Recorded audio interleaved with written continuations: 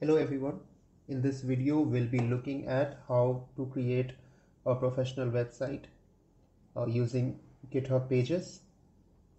The reason we are using GitHub Pages is because it offers free hosting, and as you'll see, a website can be created quite easily if you just follow along these steps that I talk about in this video. So the first is to have a GitHub account. So if you don't have one already, please go ahead and create one, and make sure you choose your username properly, because that will be the URL of your website that you create. Since I already have a GitHub account, I will not be telling you how to do this. It's very simple. So the second step is you choose the website template. So you don't want to create a website from scratch. There are many available. So we'll just choose one. The one that I'll be using is called Academic Pages. So this is basically the repository of this website is already there in GitHub. This is the one. So if you want to see how the website looks, we can go to their address that is here, and this is how your website will look. So you can just copy this template and then make changes as necessary to create your own website. So the way you do this is you first fork the repository. So it's basically copying the content of this repository to your own repository in GitHub. So you click on fork, and yeah, this is where you need to be careful. So here you need to enter your username .github.io, and that is why choosing a very relevant username at the beginning was important, because your website URL will be your username.github.io. So make that change and then click on the button. So that is what we have. That's the website that we are going to get, and yeah, let's go ahead. Okay, it's getting forked now. Basically just getting your own version of your repository. So this is now in your own GitHub account. It has been forked to your account. Let's go to settings, and there you see option called pages.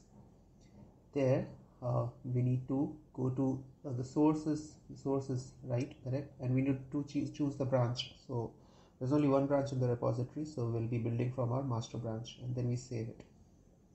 Now that is done, the GitHub Pages is going to build and then deploy your site.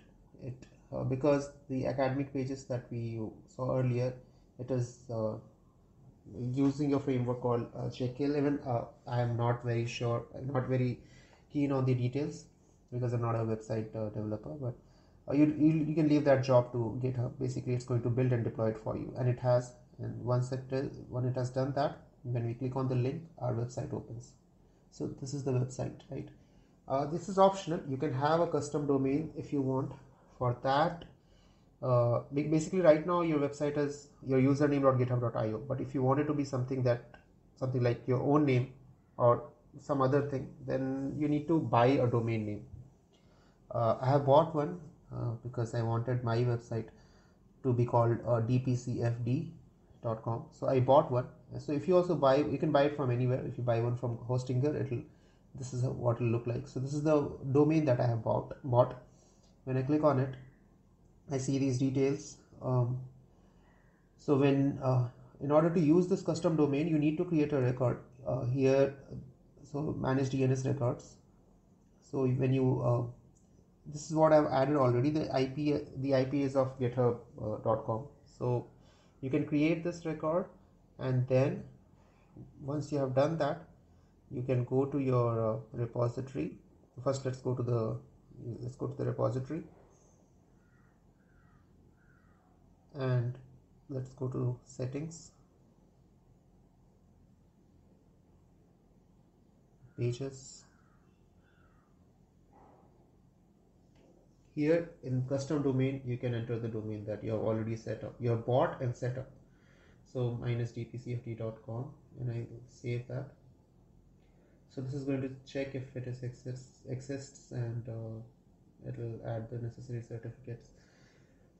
So this is completely optional because I want my website to be called as dpcfd.com. So that is why I have bought and added a custom domain, but you don't need to do that. Even if you don't do it, if you can skip this step, your website will still run. So now my domain, as you can see here, it is dpcfd.com. So if I go on the web, it is live now on the entire World Wide Web. So if I just type dpcfd.com, this website opens up, the website that I copied right from the okay. Now let's clone the repository. So now we'll clone this repository to our own system because we want to make changes, we want to customize it. So I can just use git clone and then the URL, and now this entire repository is copied to my own local system where I can make the changes that I need, because I need to customize the website according to my own needs. So let us let's go to the repository that's been cloned, right? And here we'll make changes and then push as in just push it back to GitHub so that those changes are reflected in the website.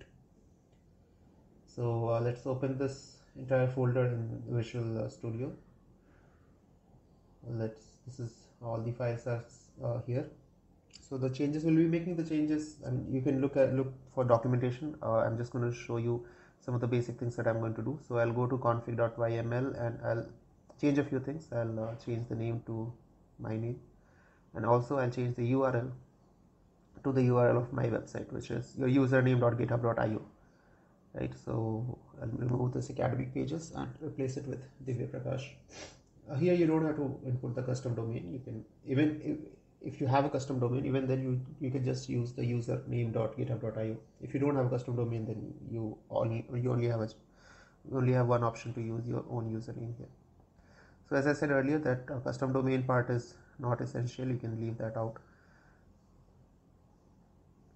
Alright, so you need to change these base URL, the URL and the repository, and I've changed the title, and I'll also be changing the name. Let's do that.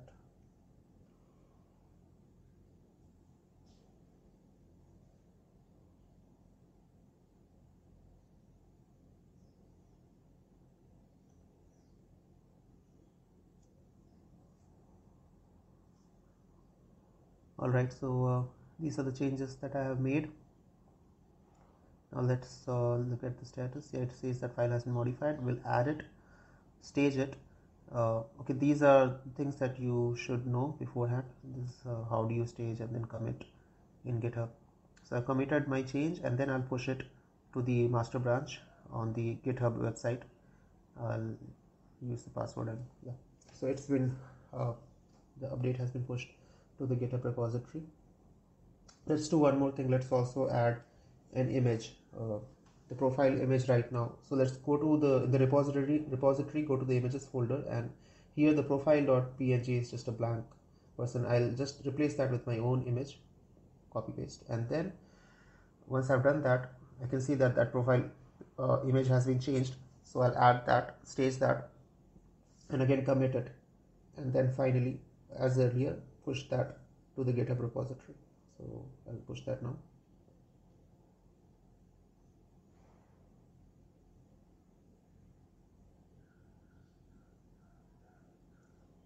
Alright, so we made some changes. We changed the name and URLs and also the image. So now when I refresh this,